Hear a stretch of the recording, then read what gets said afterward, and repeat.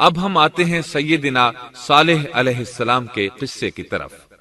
دن گزرتے گئے اور لوگ ایک بار پھر ابلیس لعین کے وسوسے میں آ کر کفر کی طرف پلٹ آئے، کیونکہ ابلیس کسی بھی شخص کو وسوسے میں ڈالے بغیر نہیں چھوڑتا۔ اس طرح ایک بار پھر کفر پھیل گیا، چنانچہ اللہ نے ان کی ہدایت کے لیے صالح علیہ السلام کو مبعوث فرمایا۔ یہ سمود کے پوتوں میں سے ایک عربی نبی تھے۔ ان کا نسب نامہ اس طرح ہے: صالح بن عبید بن سیاف بن ماشق بن عبید بن حاضر بن سمود بن ارم بن سام بن نوح علیہ السلام۔ گویا صالح علیہ السلام کا تعلق قوم سمود سے تھا، اور یہ قوم عاد کی نسل سے تھی۔ سمود کی قوم نے یمن کو خیر باد کہا اور جزیرے سے شمال کی طرف منتقل ہو گئے، پھر وہاں ہجر نامی ایک بستی میں جا ٹھہرے۔ قرآن کریم کی سورۃ الحجر اسی بستی کے نام سے موسوم ہے۔ قوم عاد کا تذکرہ سورۃ الحجر کے علاوہ سورۃ الاحقاف اور سورہ ہود میں بھی ہے۔ اللہ تعالی سورۃ الحجر آیت 80 میں فرماتے ہیں: اور ہجر والوں نے بھی رسولوں کو جھٹلایا۔ ہجر قوم سمود کا مرکزی شہر تھا۔ اب وہ مدائن صالح کے نام سے مشہور ہے۔ یہ شہر مدینہ منورہ کے شمال مغرب میں 380 کلومیٹر کے فاصلے پر واقع ہے۔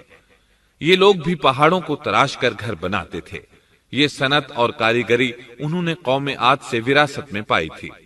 اللہ تعالی سورۃ الفجر آیت 9 میں فرماتے ہیں: اور قوم سمود کے ساتھ کیا کیا جنہوں نے وادی میں بڑے بڑے پتھر تراشے تھے۔ قرآن مجید میں اللہ تعالیٰ ایک مقام پر فرماتے ہیں: اور ہم نے قوم عاد اور سمود کو غارت کیا جن کے بعض مکانات آپ کے سامنے ظاہر ہیں۔ ان کے مکانات ان کی تباہی سے لے کر اب تک موجود ہیں۔ شام کے راستے میں خیبر، تیماء سے تبوک تک قوم سمود کے آثار پائے جاتے ہیں۔ یہ لوگ کس طرح پتھر تراش کر گھر بناتے تھے، اللہ تعالیٰ نے سورۃ الاعراف آیت 74 میں اس کا ذکر کیا ہے۔ اس وقت کو یاد کرو جب اللہ تعالیٰ نے تمہیں قوم عاد کے بعد جانشین بنایا اور تمہیں زمین پر رہنے کا ٹھکانہ دیا کہ نرم زمین پر محل بناتے ہو اور پہاڑوں کو تراش کر ان میں گھر بناتے ہو، سو اللہ کی نعمتوں کو یاد کرو اور زمین میں فساد مت پھیلاؤ۔ یہ آیت ان کی طاقت، جسم کی صلاحیت اور ماہر فن ہونے پر دلیل ہے۔ پہاڑوں کو تراشنا دراصل قوم عاد کی عادت تھی۔ یہ بھی چونکہ انہی سے تھے، اس لیے وراثت میں یہ کام انہیں بھی آ گیا تھا۔ جس طرح اللہ نے عاد کو اپنی نعمتوں سے نوازا تھا، اسی طرح سمود کو ان سے بڑھ کر نعمتیں دی تھیں۔ اللہ تعالیٰ صالح علیہ السلام کی زبانی ان سے فرماتے ہیں: اے قوم سمود، کیا تمہیں ان چیزوں میں بے فکری سے رہنے دیا جائے گا، یعنی باغات، چشموں، کھیتوں اور کھجوروں میں جن کا خوشہ ملائم ہے، اور تم پہاڑوں کو تراش کر پرتکلف گھر بناتے ہو؟ پس اللہ سے ڈرو اور میرا کہنا مانو۔ لیکن ان لوگوں نے ہر طرح سے قوم عاد کی پیروی کی، نصیحت پکڑنے کی بجائے بتوں کی عبادت شروع کر دی۔ اللہ نے ان کے درمیان صالح علیہ السلام کو مبعوث فرمایا۔ آپ نبوت ملنے سے پہلے بھی عقل مند اور علم والے تھے، باعزت گھرانے سے تعلق رکھتے تھے، اپنے معاملات میں لوگ ان سے مشورے لیتے تھے، لہٰذا انہیں ایک خاص مقام حاصل تھا۔ لیکن جب آپ نے انہیں ایک اللہ پر ایمان لانے، اس کے سوا کسی کی عبادت نہ کرنے کی دعوت دی تو ان کا ساتھ چھوڑ گئے۔ جواب میں ان سے کہنے لگے: اے صالح، اس سے پہلے تو ہم تجھ سے بہت کچھ امیدیں لگائے ہوئے تھے۔ مطلب یہ کہ پہلے تو ہمارے نزدیک آپ کا بہت مرتبہ تھا، مقام تھا، ہمیں آپ سے بہت امیدیں تھیں، لیکن آپ نے تو یہ باتیں کہہ کر ہماری ساری امیدوں پر پانی پھیر دیا۔ ان کے اس جواب کے باوجود صالح علیہ السلام انہیں اللہ کی طرف بلاتے رہے اور ان سے کہتے رہے: اے میری قوم، اللہ کی عبادت کرو، اس کے سوا تمہارا کوئی معبود نہیں۔ تمام انبیاء کی اپنی اپنی قوم کو یہی دعوت تھی کہ اے لوگو، اللہ کی عبادت کرو، اسی نے تمہیں زمین سے پیدا کیا ہے، اسی نے تمہیں زمین میں آباد کیا ہے، اس سے معافی طلب کرو، یقیناً میرا رب قریب ہے اور دعاؤں کو قبول کرنے والا ہے۔ اے میری قوم، تم نیکی سے پہلے برائی کی جلدی کر رہے ہو، اللہ سے معافی کیوں نہیں مانگتے کہ تم پر رحم کیا جائے؟ اللہ سے ڈرو، میری اطاعت کرو، حد سے گزر جانے والے بے باک لوگوں کی اطاعت سے باز آؤ، وہ ملک میں فساد پھیلا رہے ہیں اور اصلاح نہیں کرتے۔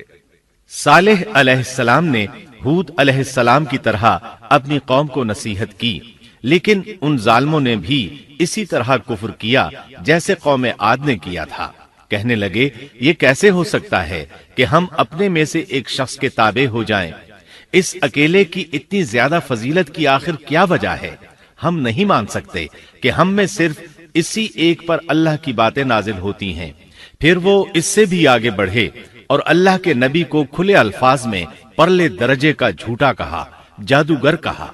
پھر یہ سرکش اور کافر لوگ صالح علیہ السلام کے ساتھ ایمان لانے والے کمزور غریب لوگوں کو مخاطب کر کے کہنے لگے، کیا تم صالح پر ایمان رکھتے ہو؟ ہم تو اس کے منکر ہیں۔ اس طرح صالح علیہ السلام دن رات انہیں دعوت دیتے رہے، یہاں تک کہ یہ لوگ صالح علیہ السلام سے کہنے لگے، تم نے اور تمہارے ساتھیوں نے ہمارے اندر نحوست پھیلا رکھی ہے اور اسی لیے ہم مشکلات اور مصائب کا شکار ہیں، لہٰذا تم ہم سے دور ہو جاؤ۔ صالح علیہ السلام نے انہیں جواب دیا، تم پر نحوست اللہ کی طرف سے ہے، تم فتنے میں پڑے ہوئے لوگ ہو۔ پھر اس کے بعد وہ لوگ صالح علیہ السلام سے مکمل طور پر دشمنی کرنے لگے اور انہوں نے آپ کو یہاں تک کہہ دیا کہ آپ ہماری مجلس میں نہ آیا کریں کیونکہ آپ منحوس ہیں۔ پھر بات یہاں تک پہنچی کہ صالح علیہ السلام نے انہیں اللہ کے عذاب سے ڈرایا، دھمکایا اور کہا، اے میری قوم کے لوگوں، ذرا بتلاؤ تو اگر میں اپنے رب کی طرف سے کسی مضبوط دلیل پر ہوا اور اس نے مجھے اپنے پاس سے رحمت عطا کی ہو، پھر میں نے اس کی نافرمانی کی، تو کون ہے جو اس کے مقابلے میں میری مدد کرے؟ تم تو میرا نقصان ہی بڑھا رہے ہو۔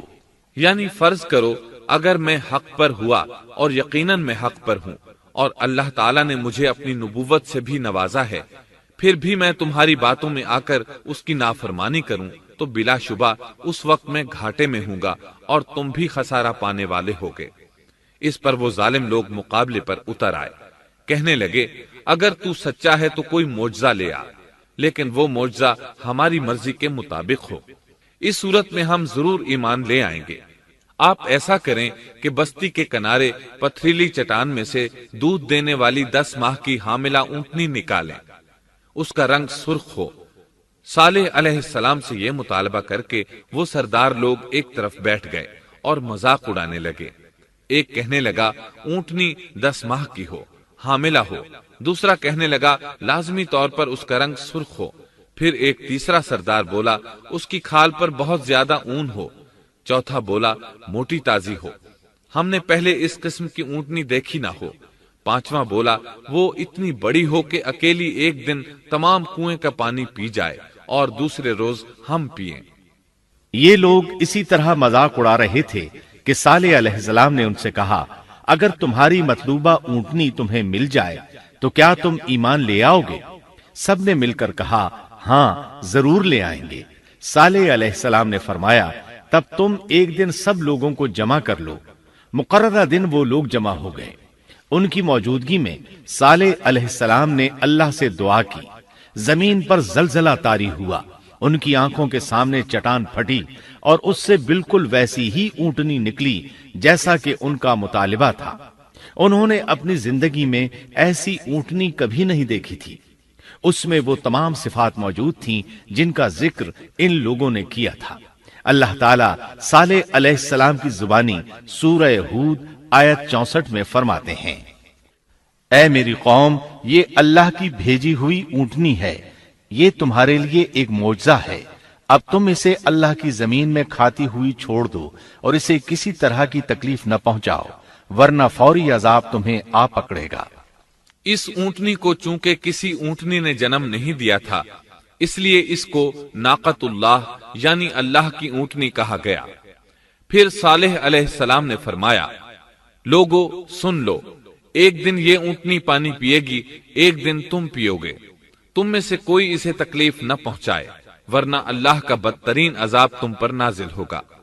سورۃ القمر میں اللہ فرماتے ہیں، بے شک ہم اونٹنی کو ان کے لیے آزمائش بنا کر بھیج رہے ہیں، تم صبر کے ساتھ ان کے انجام کا انتظار کرو۔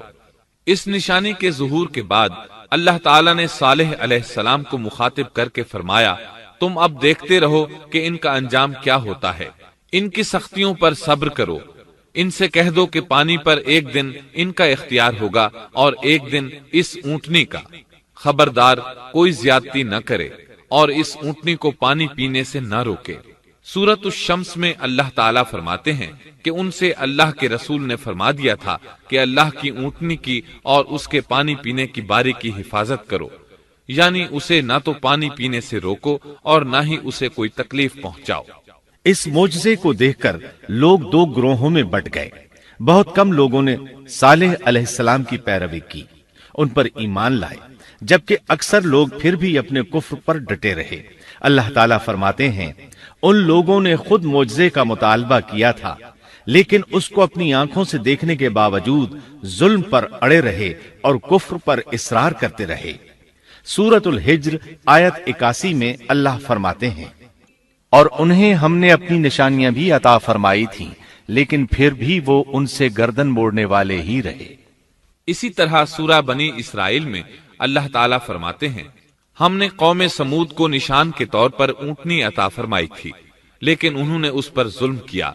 بلا شبہ وہ ایک واضح نشانی تھی، کوئی شخص یہ نہیں کہہ سکتا تھا کہ جادوگروں نے اسے پیدا کیا ہے۔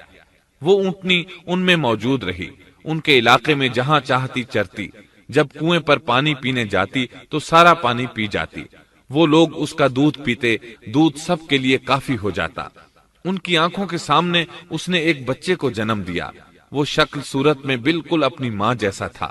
لوگ اسے دیکھ کر تعجب کرتے، بچہ اونٹنی کے ساتھ رہتا، یہ ایک واضح نشانی تھی، اس پر جادو کا گمان کیا ہی نہیں جا سکتا تھا۔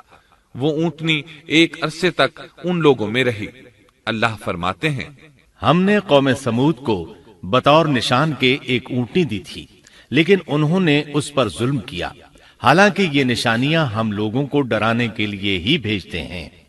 وہ لوگ اس اونٹنی کو دیکھ کر متعجب ضرور ہوئے، لیکن ایمان پھر بھی بہت کم لوگ لائے، حالانکہ اس نشانی کے بعد انہیں چاہیے تھا ایمان لے آئیں۔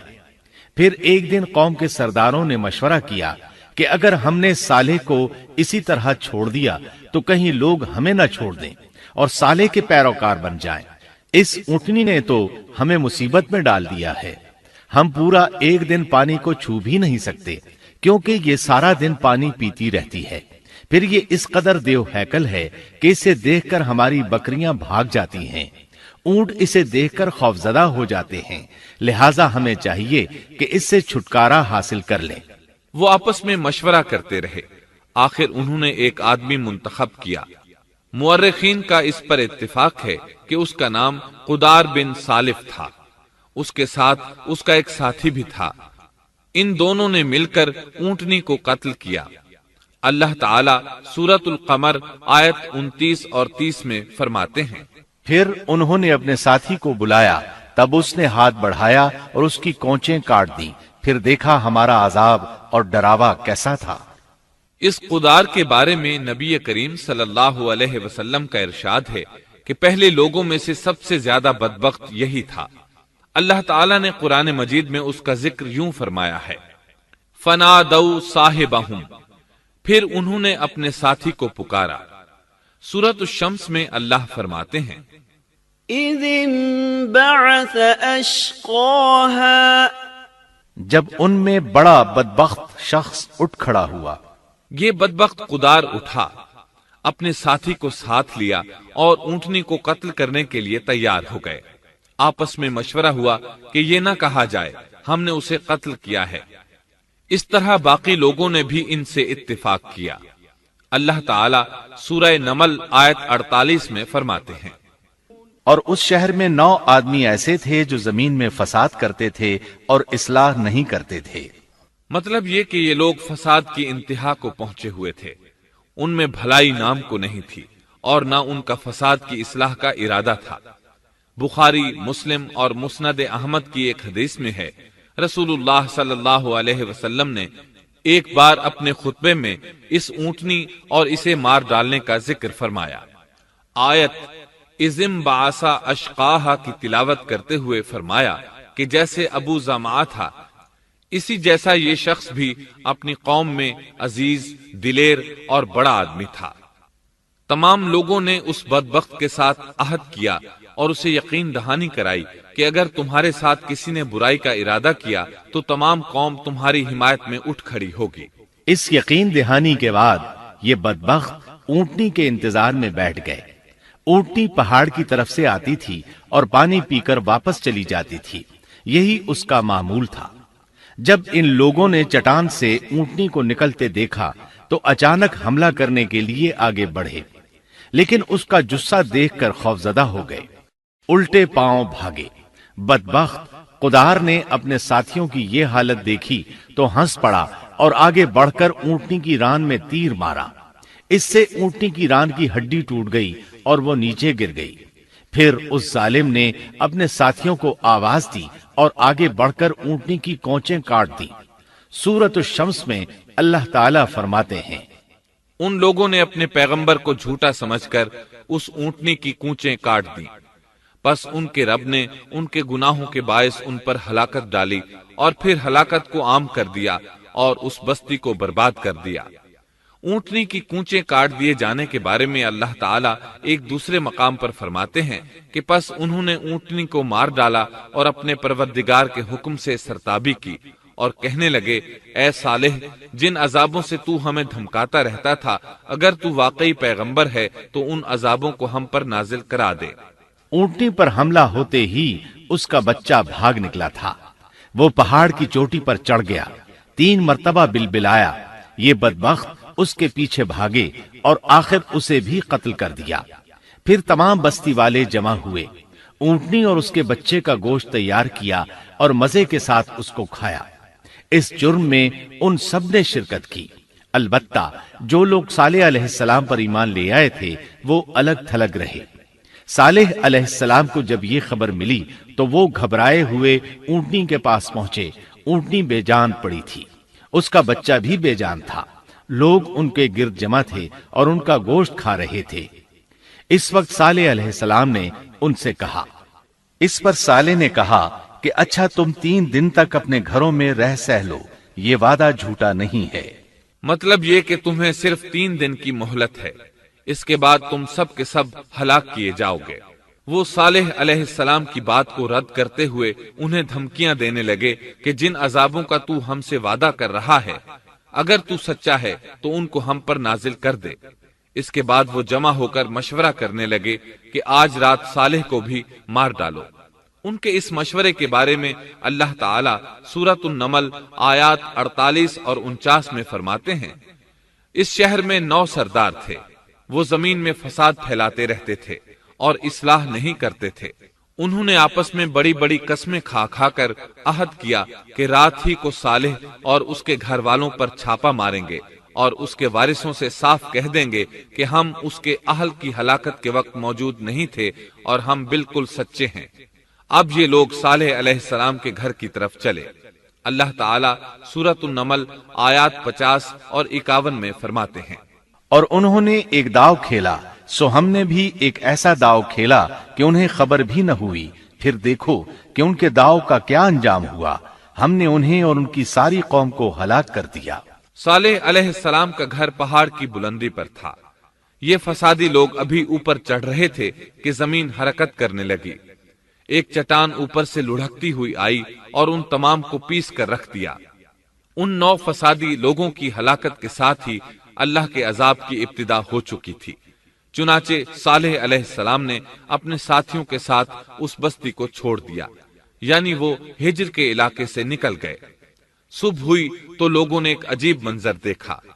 قوم سمود کے تمام لوگوں کے چہرے زرد پڑ چکے تھے، وہ سب رونے لگے کیونکہ عذاب کے آثار شروع ہو چکے تھے۔ دوسرے دن تمام لوگوں کے چہرے آگ کی طرح سرخ ہو گئے اور تیسرے دن تمام کے چہرے سیاہ ہو چکے تھے۔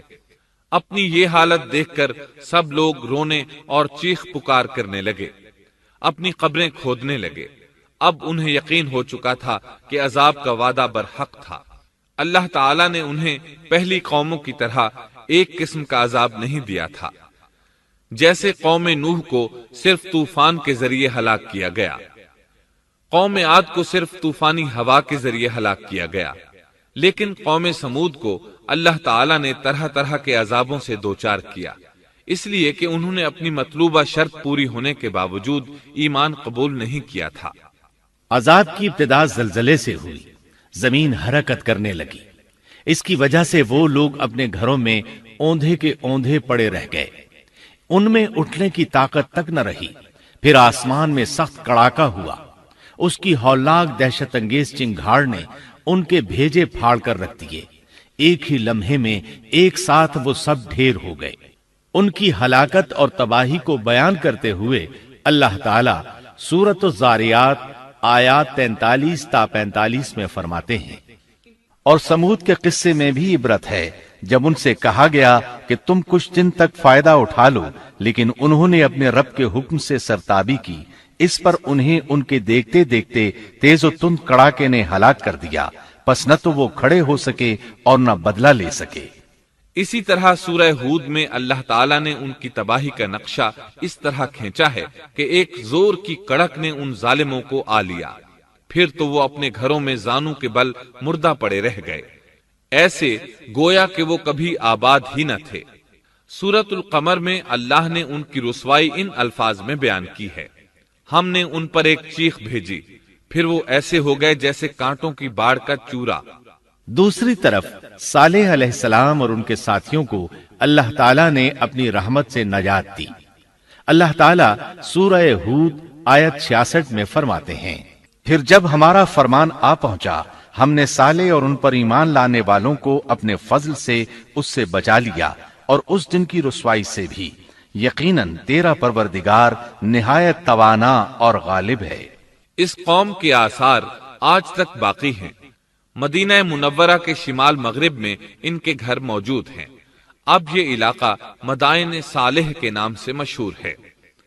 سورۃ النمل میں اللہ تعالیٰ فرماتے ہیں، پس یہ ان کے گھر ہیں جو ان کے ظلم کے سبب ویران پڑے ہیں، بے شک اس میں دانش مندوں کے لیے نشانیاں ہیں۔